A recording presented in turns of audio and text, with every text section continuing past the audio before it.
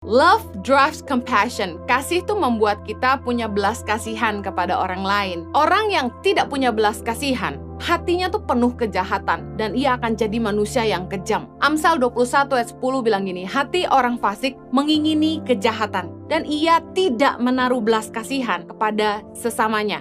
Saya dengar begitu banyak kejahatan di sana-sini, bagaimana sesama keluarga nipu keluarganya sendiri, bagaimana seorang paman melecehkan keponakannya sendiri, bagaimana orang tua tega menelantarkan anaknya sendiri, bagaimana anak-anak menelantarkan orang tua mereka di masa tua. Banyak orang yang begitu tega tanpa belas kasihan kepada sesama. Kasih membuat kita itu punya belas kasihan, berwelas asih kepada orang lain. Matius 12 ayat 7 bilang, jika memang kamu mengerti maksud firman ini, yang ku kehendaki ialah belas kasihan dan bukan persembahan. Tentu kamu tidak menghukum orang yang tidak bersalah. Tuhan itu mau kita punya belas kasihan. Tidak bisa kita berbuat jahat sama orang lalu kita sogok Tuhan. Karena yang Tuhan mau, dikatakan oleh Yesus, yang ku kehendaki ialah belas kasihan. Betapa kejamnya orang-orang yang main hakim sendiri. Betapa kejamnya para hakim yang memenjarakan orang-orang yang tidak bersalah. Tuhan mau kita punya belas kasihan kepada sesama. Jangan sampai kita kejam sama orang.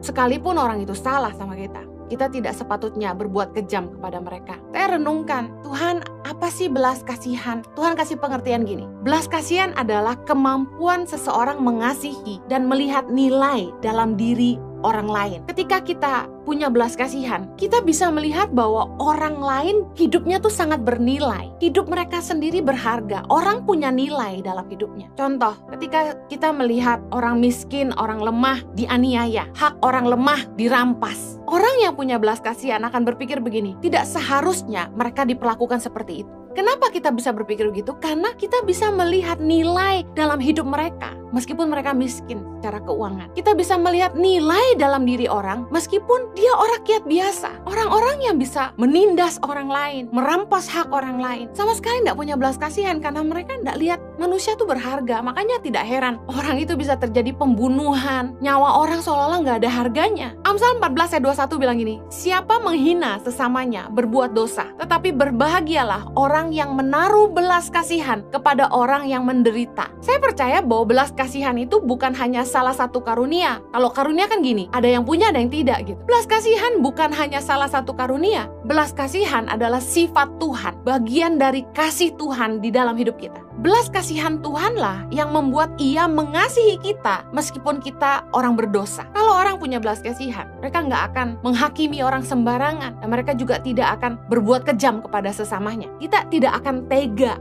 melihat orang lain dianiaya. Saya percaya bahwa belas kasihan adalah salah satu sifat Tuhan yang Tuhan juga titipkan dalam hidup kita. Yesaya 43 ayat 4 berkata gini, oleh karena engkau berharga di mataku dan mulia, dan aku ini mengasihi engkau, maka aku memberikan manusia sebagai gantimu dan bangsa-bangsa sebagai ganti nyawamu. Bayangkan, kita ini orang berdosa, tapi di mata Tuhan kita berharga. Oleh karena kita berharga di mata Tuhan dan kita mulia dalam pandangannya, Bapa di sorga mengutus anaknya yang tunggal, Tuhan Yesus, untuk mati di salib ganti dosa kita. Yesus lahir ke dunia sebagai bukti belas kasihan Bapa bagi kita, umat manusia. Matius 9 ayat 13, Yesus berkata, jadi pergilah dan pelajarilah arti firman ini, yang ku kehendaki ialah belas kasihan dan bukan persembahan, karena aku datang bukan untuk memanggil orang benar, melainkan orang berdosa. Yesus punya belas kasihan yang begitu besar akan jiwa-jiwa yang terhilang, akan domba-domba yang terhilang, mereka yang terhilang karena tidak ada tuntunan, mereka yang kecewa kepada para imam, mereka yang hidup dalam dosa. Yesus sangat mengasihi mereka semua. Saya percaya bahwa kalau orang itu punya belas kasihan, mereka tidak akan menghakimi orang, sekalipun orang itu berdosa. Harusnya kita sebagai umat Tuhan, harusnya kita orang percaya, apalagi pelayan Tuhan, kita punya hatinya Tuhan, belas kasihan buat jiwa-jiwa. Kita rindu supaya setiap mereka boleh mengenal Kristus sebagai Tuhan. Dan jika kita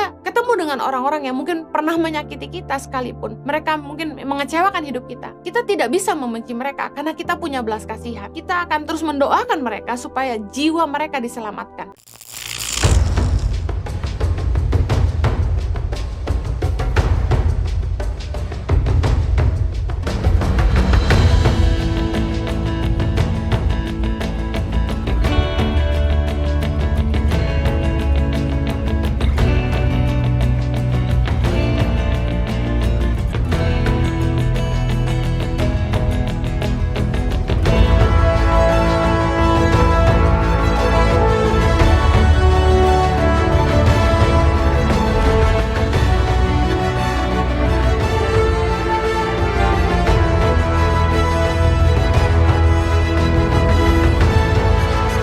Cerita anak pedalaman dalam meraih mimpi dan mengejar cita-cita bersama Tangan Pengharapan.